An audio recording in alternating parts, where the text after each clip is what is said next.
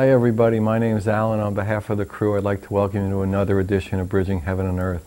As I was driving over here today, I was just thinking about, what the show was going to be like and, the guests and all that. And I was just thinking, it's interesting how we are as human beings and how we think we have a certain conception of what is possible, what is not possible, what can happen on planet Earth, what can happen, what is possible, what is impossible. And yet, the thought I really had was, if you look at the whole nature of planet Earth here, of us being on planet Earth, if you think about it, that we're hurtling through space on this incredible globe, on this ball, we're just hurtling through space. And and there's a thing called gravity, and we're here and we go through all the dramas, and we have cities and countries and all the things that we think we have. But, if you think about it, what is reasonable about the fact that we're hurtling through space on a ball and we have all these things? And basically the whole experiment of us being here, in a sense, is unreasonable. It's bigger than our reason. And yet we try in our hope to cope with that fact that this thing is just immense and enormous and in a way incomprehensible, to put rules and boundaries and limitations on what we experience and how we think things can be. And one of the reasons that came up is the guests we have tonight are people who, through the incredible gifts to their lives and the incredible traumas of their lives and the incredible movement of their lives, have come into gifts and tools and experiences that take us into the beyond, in a way, take us beyond what the normal way of dealing with life is. We have Lynette DesMarais with us, who's a clairvoyant, and she's the author of The Spiritual Life of Horses. Now, this is a woman who, through a certain set of experiences, has learned to communicate, to talk to wolves, to horses, to all forms of animals in a conversation like normal, whatever normal would be, human beings are having. And some of you are saying that's not possible. But I've spent time with Lynette, and I know that she is having those experiences. So if that information is going to bust your boundaries, then stay tuned for this show and watch it, and just be open to the fact that there's a lot going on that we're not aware of, and that as our consciousness expands, those awarenesses are made available to us. And we have Carlos Reynosa here, who's a singer, he's a songwriter, he's a flutist, he's a noted photographer. We have some incredible photographs that he's taken, and he's got 3 CDs where the main focus is into that freedom, into that boundaryless space of love. And when the boundaries come down, what comes in, because what the universe is made of is love and more love, and ultimately it's all the same love. And that's the nature of what the gifts of these people are bringing into. And so Carlos has 3 CDs, Wiseman, Sunrise, and one, Carlos Reynosa. And these things are unbelievable. And for all of us here tonight is a chance for us to do more, to go more, to have more of an experience. I guess you're seeing now one of Carlos's incredible photographs. But every ounce of his life and every ounce of his dedication, whether it's through music or songwriting or playing the flute or taking photographs, is to have that experience and to share that experience with others. And that's what Lynette's about. So just settle in. Leave your boundaries behind, and leave them behind for as long as you live, because we want more freedom, we want more love, we want the experience of a boundaryless life, and it is possible, and it's possible now. So please, as we normally do at this time, join me in a short meditation. We'll come back and Carlos will play for us. And if you don't know a meditation, just close your eyes, relax, settle in, take a few deep breaths, and then we're going to have an incredible show. So please join me.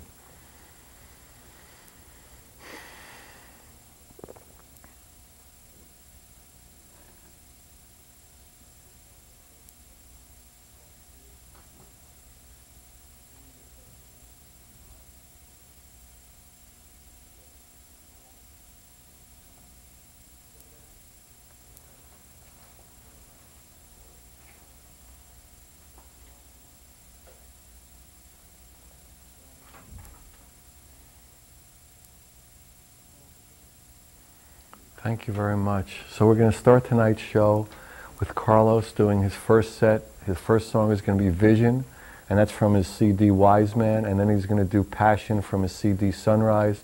All these songs were written and performed by Carlos Reynosa, and then we're going to come back with Lynette. So please, Carlos.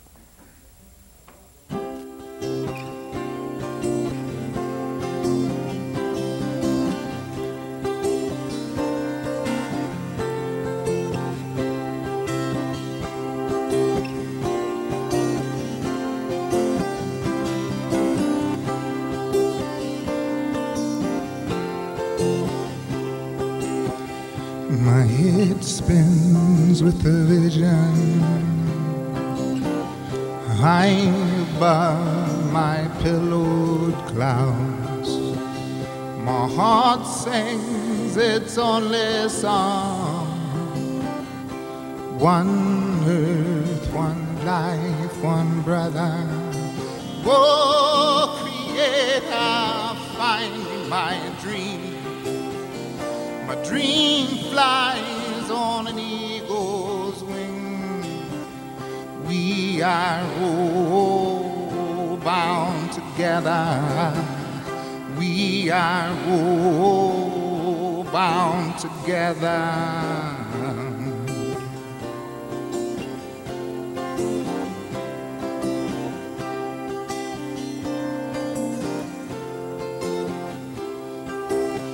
Sons and daughters of many colors, time has come to realize heaven's skies you can search and search. There's only one Mother Earth. My head spins with the vision. My heart beats its only song. One breath, one thirst, one heaven, right here on sacred ground. Oh, Creator, find me my grace.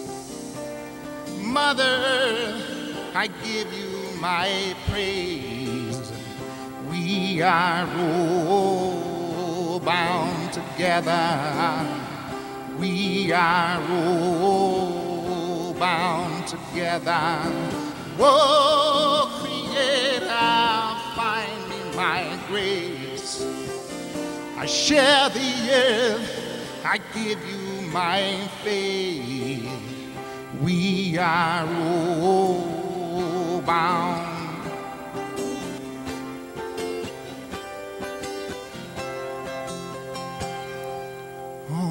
Sacred ground.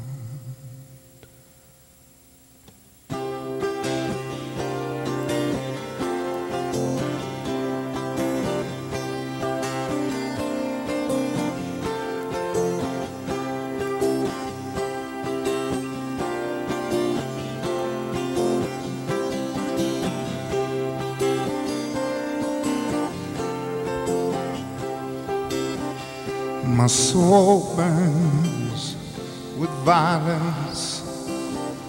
My foolish pride demands it's just. The past knows its tragedies. The future's full of mistrust. So much life gone forever. Birds and trees and tribes and seas. Oh, the children, how will they manage? This world has become so savage. Oh, Creator, find me my peace. My peace will come when the children sing. We are all bound together. We are all bound.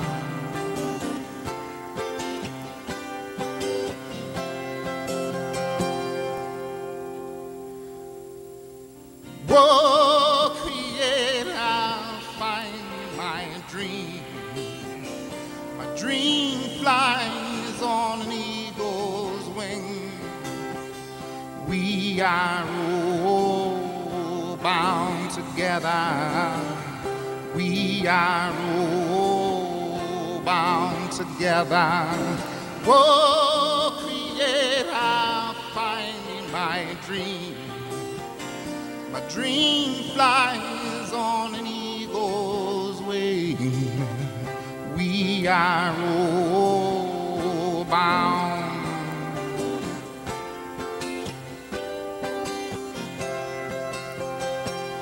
On sacred ground.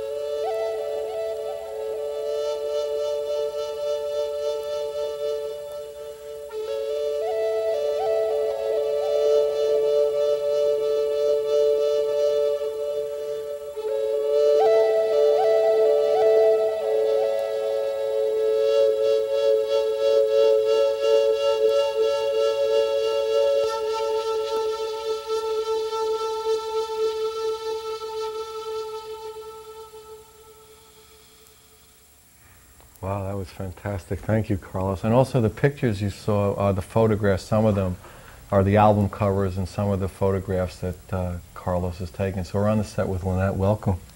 Thank you, Alan. It's nice to be here. Yeah, so why don't you go back a little? I mean, were you a clairvoyant from the time you were really young? In, you know, Earth years, as we say, on planet bridging heaven and earth.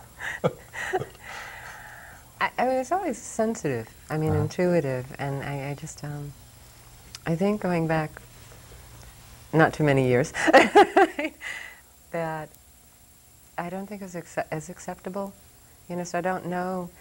To me it was just natural, but I always knew I was different. And you grew up in the Northeast, right? Yeah, from New England. It wasn't like a hotbed of spirituality where you grew up. No, So no. I mean, those gifts weren't, you know, encouraged. They weren't nurtured and brought out. Right. You know, it was something that you just kept very sheltered.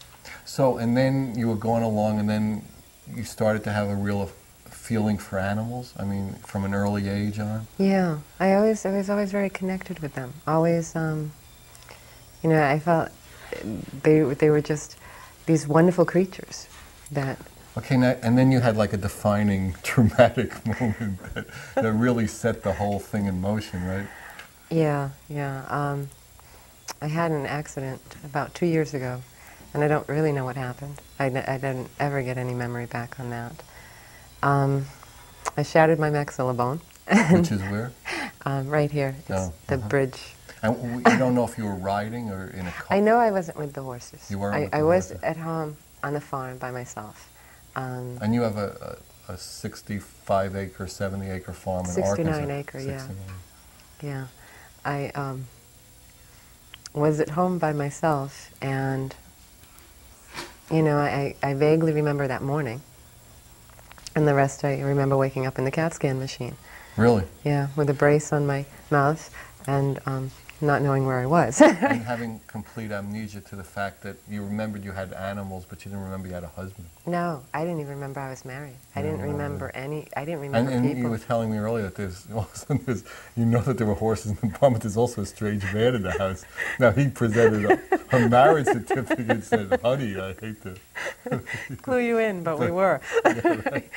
But you had no memory of that. None. No. None at all. It was kind of a little bit nervous because I had to stay at the doctor's house for that night, and then some strange man came and picked me up and brought me home. You're supposed to get in this car, but you had no memory of this is my car or this.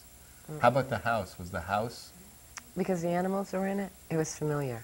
Huh, that's an amazing story. So, and from that time on, the communication was just from Magnitude. I was So, explosive. I mean, in other words, you were sensitive before and you had incredible relationships and empathy and all, but all of a sudden they were talking and you were hearing, more or less. Before the accident, they would show me a picture or a vision of something, and I would get a sense of their feeling. And I had done alternative healing work with the animals and with the horses, and that was very easy. But after the accident, it was just this explosion of just this interconnection with them, and when they spoke with their voices, it was like you and I having this discussion, and it was so natural. I wouldn't say that. No, not yet. We can't really judge it. This is true. Right. But yeah, it was, you know, they would talk to you from this ancient memory that they have, you know, and their knowingness and how you know, humans progress. And I would have these conversations, and it was just so natural. Tell me the first time it happened. Okay, so you know, you got this mouth brace on, and you go in the bar, and they go, "Hey, babe," you know. No, Hi, they don't sweetie. do that. They don't. How's it? You know. They don't even whistle. Okay. They don't whistle. No, tell me the first time when you're going along and you didn't know this existed, right? Because you didn't remember you had a husband, you didn't remember you had a house. So I mean, the first time, who was the first animal who spoke to you as if we're speaking? Because when I came, the doctor, they wouldn't check me out of the hospital because I kind of couldn't even remember people's names. The If dog. I could see this woman needs a CAT scan a little more. A little observation here would be good. So the dentist, he checked me out because I kept just saying I had to go home and be with the animals. It was the only safe thing I knew. Everything was unfamiliar. And when I went in the house, I have 5 dogs. I have 3 wolves and 2 Dalmatians. The animals were very nurturing. They just came right over. And the process started, it was a healing process. They were more concerned that they couldn't have protected me. And we went through this whole healing process, letting them know that I'm here, I'm okay, I'm going to be okay. And then we just progressed from then. And I don't know the actual when somebody started doing that. It was just all of a sudden they started talking and sharing, and I just... So you don't remember the first, was it, like a wolf, was it a dog? Which was the first voice that was really... I think it was more, I want to say Regala. Which is one of your horses. Yeah, she's on the front of the book cover. Right. I think that we saw the book cover earlier, the white...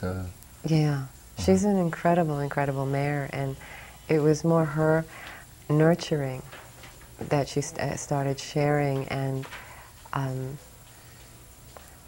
just letting me know that I was okay and everything was going to be fine. And with all these sets of eyes, this accident happened to you somewhere near the house, right? And with all these sets of eyes, it's never been revealed to you what exactly took place? In all honesty, I didn't go there with him. And they didn't say, you should walk down the stairs? A little coordination would be good. I just took it that the accident was really insignificant to the process that was following. It was a tremendous amount of awakening for me, and the interconnection with everything that happened was incredible. I mean, you could, if they were conversing within themselves and you were sleeping in bed and you had the windows open, if they allowed you to hear, you could hear their whole conversations going. And it was... I mean, is it like, in other words, is it telepathic in a sense? I mean, could you hear from the next county or the next barn, or does it have to be, if you and I, let's say we weren't telepathic together, I mean, there'd have to be some sort of, listening distance or shouting distance. I mean, do you know how you communicate with people? And it's on the phone, it's okay. But you choose whether or not to talk with them. Whether you're on the phone or whether you're in front of them, it's the same thing with them. If they're in a different county and there's something going on and they choose to connect with you somehow, they do. If your receptor is open, on, like a radio. Yeah. And if you don't, or if they don't choose to communicate or you don't, they don't. So the ones... So there wouldn't be a distance limitation. No, there's no separation. Right. It's very, the internet, you can get on and talk to somebody in, Bora Bora in a second. Right. It's pretty, there's so many veils that are down now, and the intercommunication between species and humans, people are just awakening to this consciousness and feeling like they're okay to do it. Like, before they had these thoughts, oh no, am I crazy? I might be hearing something, I might not. And now they're feeling like, wow, a self-acceptance that I'm okay, that yes, I actually am communicating with another being. Let's take the label off it, that you're human, they're a dog, they're a bird, they're a horse. It's another being. It lives, it breathes, it eats, it has blood, it has emotions, it has cell memories. It's very, their structures aren't the same as ours. Yeah, it all came from the same energy. Source, yeah, right. So they're basically, humans, I think, are finding a more, instead of that fear that used to be there a lot. They're about the unknown. Right. About, that which we've done, haven't done before, kind of. It's a self-acceptance, to say it's okay to feel compassion for your animal or feel compassion for that other being there, and it's okay to love that other being, but also understand that we're still two different suits. Let's not take it too far and think... We shouldn't date. No, we should not date. Right? We can't do that one. Right? But things like, they are big, You know, horses are big. Wolves have. You still have, as we are humans in our container, you still have to respect the container they chose. They still are a horse. Right. You know, and they still have the ability to move on in all different fours. ways than we do. Right, right. Yeah, not better, not worse, just different. Yeah, And exactly. so in this process of you starting to communicate and starting to communicate so clearly, when did the idea of like, I'm going to put this in a book, you know, I didn't do that, they did. So it was their idea, like, let's get this out, that you know, you're a vehicle for this, and that's why you, whatever happened, happened. They decided to write a book.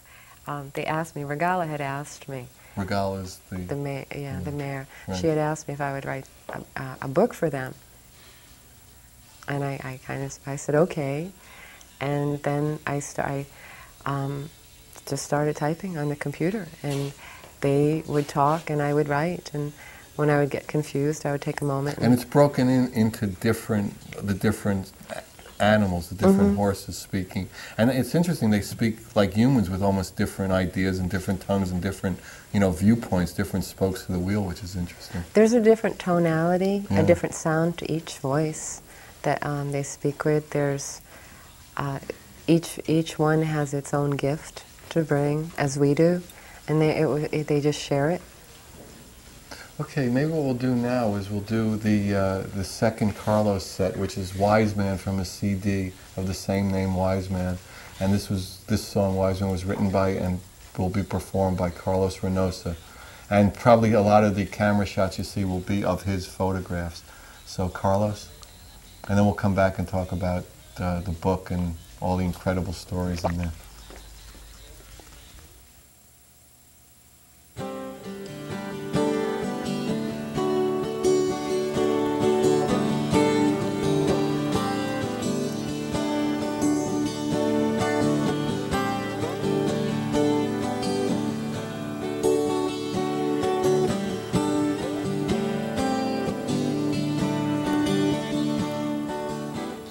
Wise man, tell us what you have learned through your many days.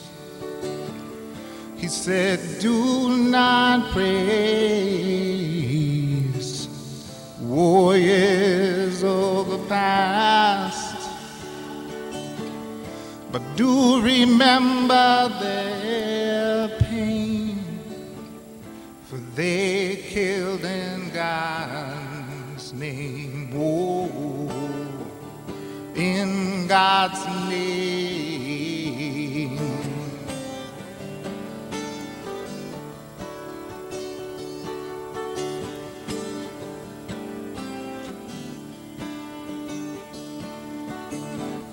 Wise man, tell us what you have learned through your many days. If peace is in your head, he said, peace will spread.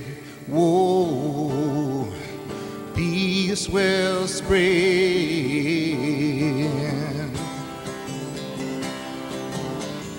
It must spread.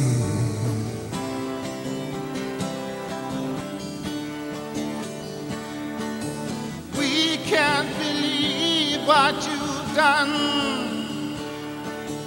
Who can believe what you've done? I can't believe what you've done. No, no, no.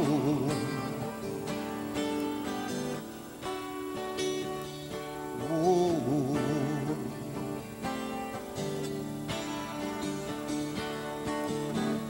Wise man, tell us what you have seen through your old eyes. He said, my red eyes burn from the tears of the seventh generation.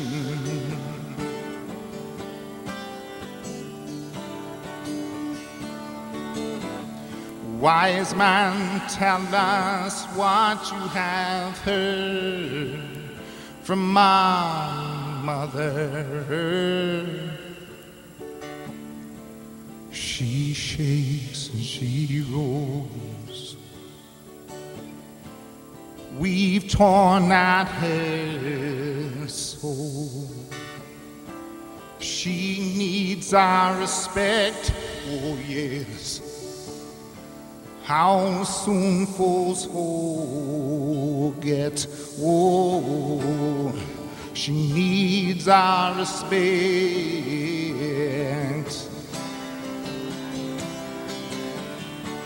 All our respect.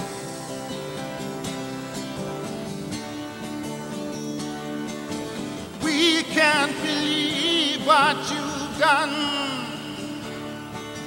Who can believe what you've done? I can't believe what you've done. No, no, no.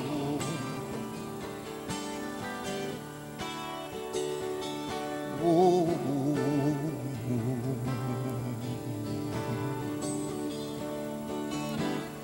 Wise man, singer, sing us a song.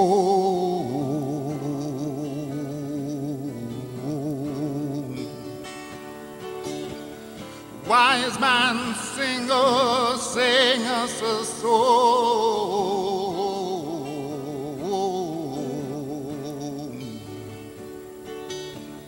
Hey ya hey, ho ka hey ya hey. Hokahe, hokahe, hiya. Hiya, he, hokahe, hiya. Hokahe, hokahe, hiya. Hiya, he, hokahe, hokahe,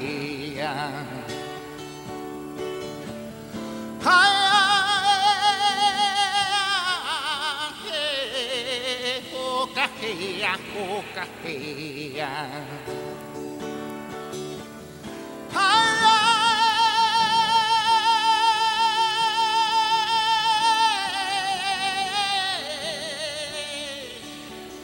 Whoa, we need more song,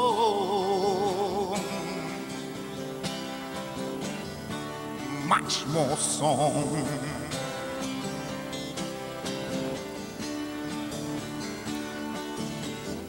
Can't believe what you've done.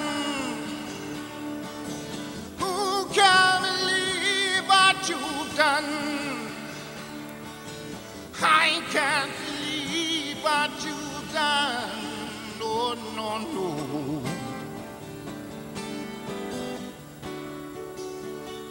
Whoa.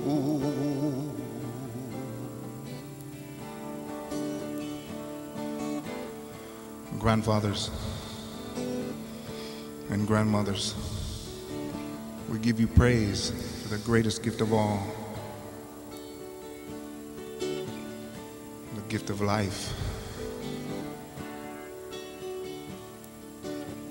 We know that you're worried about your future generations, and with good cause, because we know what you had to endure through. Invasion and disease and war, extermination, relocation. While we are here, and we are strong, and we are proud.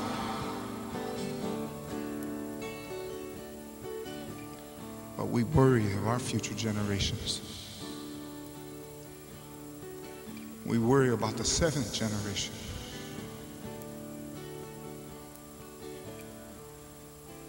We must teach and we must learn. We must teach those who do not understand that she is our mother. She is our future. She gives the most precious gift. The gift of life.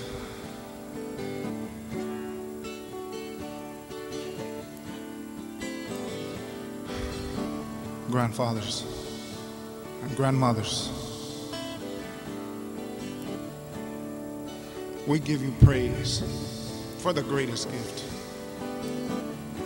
the gift of life.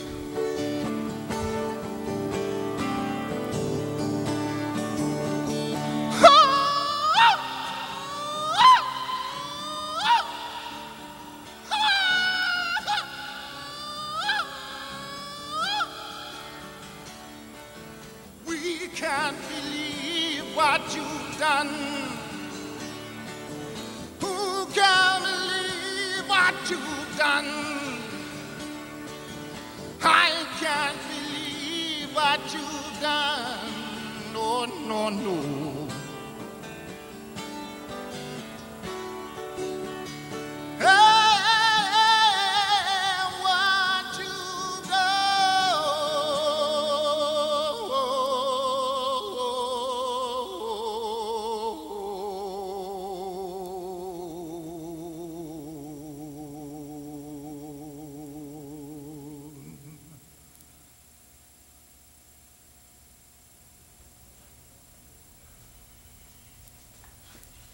Wow.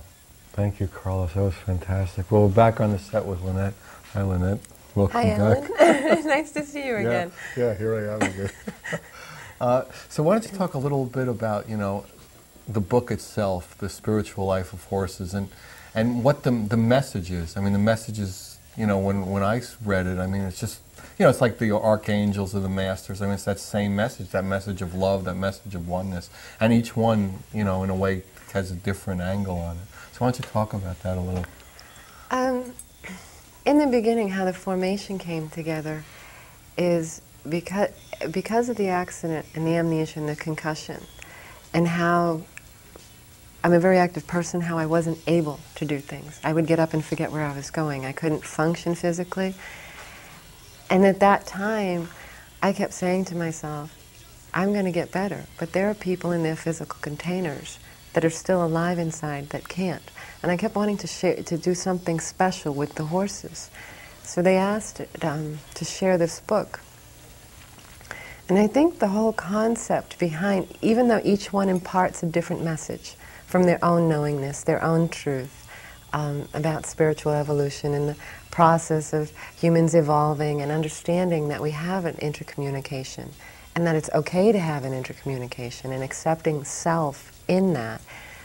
The whole thing is they wanted to spark a light, just a little flame inside someone, just enough to if for a second they began to dream again, like a child, that this was all real. For that 1 second, they made a difference. So that was in essence what the horses were saying, is that that's what they hoped this book would do. Yeah. Is to bring that childlike quality back to people, whoever would be open to it. To just spark a dream again. I mean, some sort of inspiration to wake up, to think that you can dream again, to think that we can remember that, yes, we did enjoy talking with animals, we did have that intercommunication, we did respect things that we didn't understand.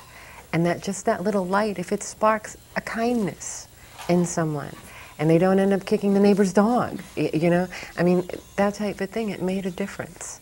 And it woke somebody up to share an experience with them. Because the book was never about me. I mean, there's in the introduction it shares how it came about, but each horse is Regala, Barya, Avatario, D'Artagnan, and at the end there's a story on Pegasus. And each horse shares their own aspect into the center. I mean, there's a circle and we all have a different viewpoint. If we stand around a circle and you see the center, we all see it from a different angle.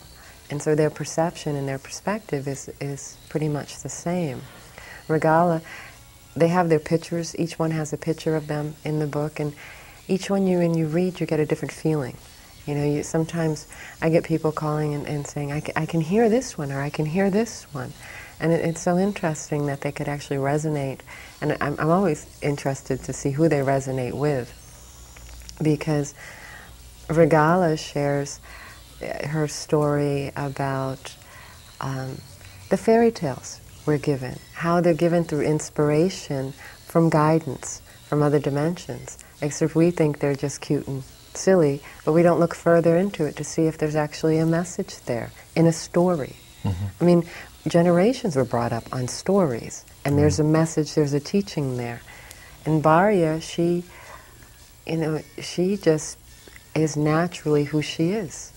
She explains she doesn't understand the confusions with humans, that their language sometimes, one word means so many things.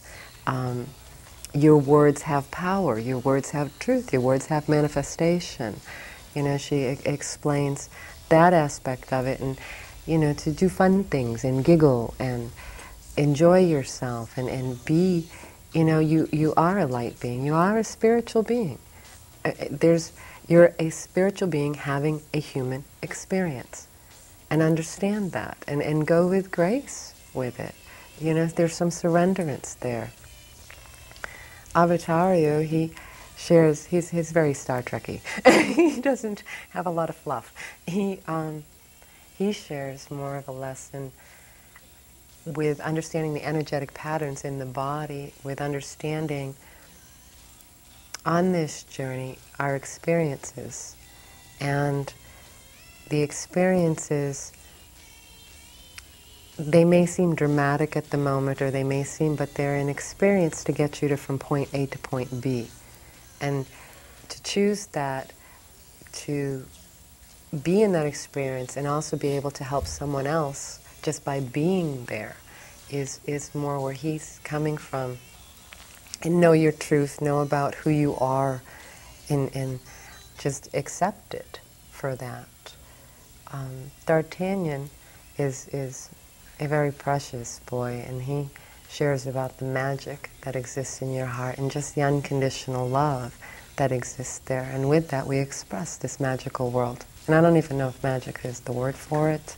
I just find that he expresses his joy through his love and his trust and that innocence of a childlike nature. I mean, he'll lay down in the pasture and kids can sit on him and he'll moan and smile. And he loves it. He thinks it's the greatest thing because the children giggle. And there's that trusting bond there that they do. So they have it's just a unique perception, and they decided that it was time to put this together. What has the response been? I mean, do you get a lot of doubters? Do you get... Believe it or not, the response has been phenomenal in the sense what people share with you.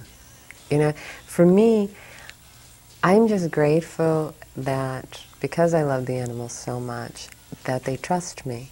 And we have this mutual respect about who each other is, and we nurture each other along in a sense that we still have a reality there. I mean, a conscious reality. You know, if you're riding them and they're bucking, I mean, you do check to see if the saddle's put on improperly, or you do check to see if, you know, they need a chiropractic adjustment or something. I mean, there's still that reality. Would they tell you that? You know, my back's out, or, you know... Depending upon the horse and the stage that I get. Don't you know how to put a saddle on yet, for God's sakes of all this time? No, I guess it depends upon the horse and the stage that I get them. You know, I always seem to get them that have issues. You know, it's again... Like what, so in other words, even with all this wisdom that these animals have, they still, when they take a container or a body on Earth here, they have issues, would you say? I don't think they come in with issues. I think they come in... They get them later? They get around humans? Pretty much. But I think they choose... I have one horse that... He was in a very precarious situation before I got him. And it wasn't the best. But he chose that. And when I got him, I kept thinking this was a cosmic joke, because what was I going to do with him? You know, I mean, he would do some, you know, rearing up, flipping over, some really crazy things. But there was still this connection that he trusted me, and even though he... Was this before or after your communication really started? This was during. During. So, I mean, could you did you have a communication with this horse? Like, tell me what's the problem? Or He is frightened. He didn't was trust anymore. he didn't trust, so he wouldn't trust even to communicate in that way. No, Not no. with another species. You. Right, right. And it took quite, well, I shouldn't say a very long time. It took us time and patience to get him, to bring him back, to nurture that aspect within him and to bring out the best that he could be within him. And it was very special that he allowed me to assist with that. And I even had friends of mine tell me that you saved his life, and my statement was, no, he saved mine. To see him now where he, loves people, and to see him, I could put anybody on him and he's safe. They could ride away. And that's not to say every horse will do that. He was willing to come back and trust again, and he wanted to. Mm-hmm. But it was a process that I also went through myself with him, working through different, healing methods and different alternative methods and getting to that point. Mm-hmm. But it's the people sharing with the books is really interesting, because I'm grateful that the horses trust me, or all the other animals, Mm-hmm. they bond with you. But people, they share these phenomenal stories about how they have bonded with this animal. They, how much they love them. I get a lot of people that have shared their issues with they had a space and the animal died, and they helped them pass on, and it was just so beautiful to have that animal in their life. And I'm so grateful that you're here. I get that a lot, that I'm grateful that this information's out. Yeah, and that In you this wrote the way, book and right. you did this. And, I've even got a lot of people making statements about having courage to do that. And I kind of laugh. I said, but it's not about me, it's about them. Right. I'm just bringing it forth, that's all. They've got hooves, I've got hands. Right? It'd be harder for them to be on the computer. Yeah, just a bit, Oh, they would need a keyboard this time. Now there's a big keyboard. Thank you, Mr. Gates. They're wonderful stories. Some of them are pretty tear-jerking. They feel like they have a connection with a new friend that they met, and they also but they also understand the animals more and are more receptive and are more accepting themselves, that it's okay to have an intercommunication. So you'll hear wolves talking to horses. Sometimes, if they allow me to. It really depends. But you think that they are communicating? When I'm not hearing them?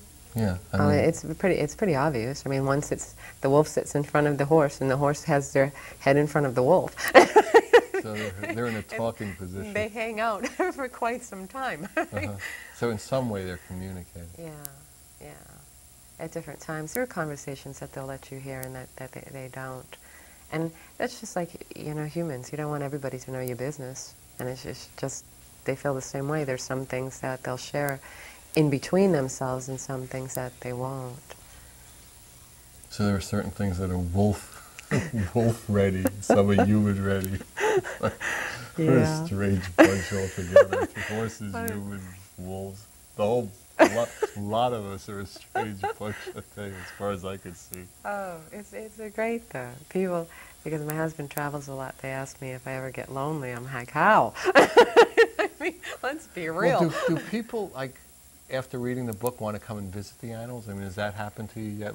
If you build it, they will come. If you wrote this book about, that I really connected to one of the stories and one of the animals, I'd like to come and spend time with. I'm getting that a lot. And how do you feel about opening your space to that? As long as it's respected, I don't mind. I live in a pretty rural area, and it's not easy for people to get to. So you got that going for you. I don't mind sharing that, because I think, for whoever's on that space and that time and that moment, if there's something that can happen that will help them, you know, shift or make a transition or gain some better understanding. I just have a magical experience. Right, like, yeah, just swimming with the dolphins. I mean, You just know, hanging out just can open your heart. Yeah, that's phenomenal. To do that, I embrace that. And that has been, those requests have, I mean, the book is reasonably new, so. Yeah, no, I've had quite a few requests. And have people come to your place yet? I mean, has that happened? We've had an ice storm pretty heavily. Since it, They couldn't get there.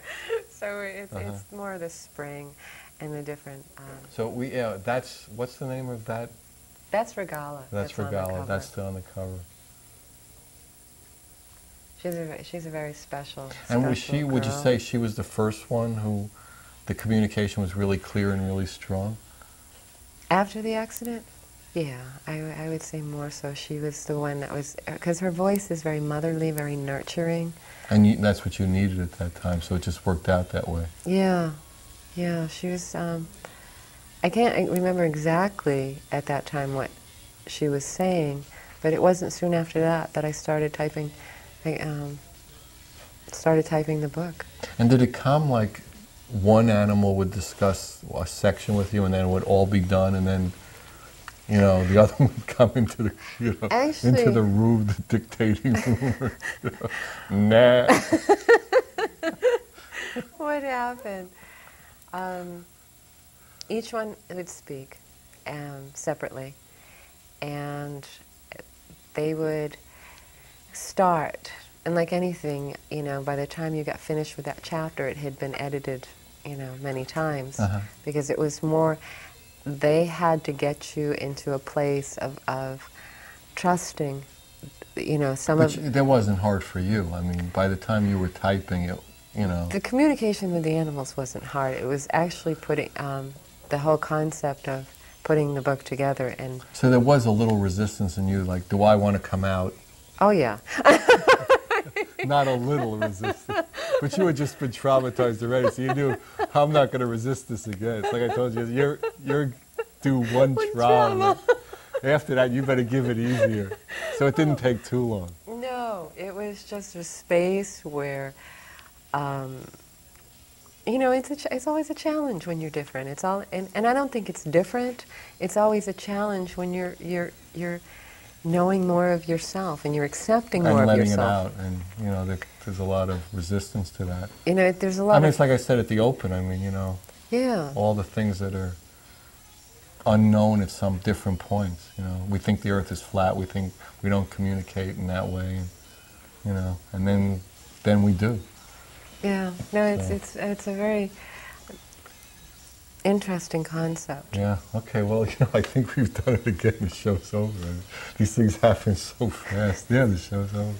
So, if anybody wants any information on Lynette, on the book, on Carlos, his CDs, his photography, the show, any of the shows, the Bridging Heaven and Earth Foundation, just please let us know. It's an opportunity for us all to come together. It's an opportunity for us all to collaborate. We love you. Thanks for all your input. Thanks for all your support. God bless you. Good night.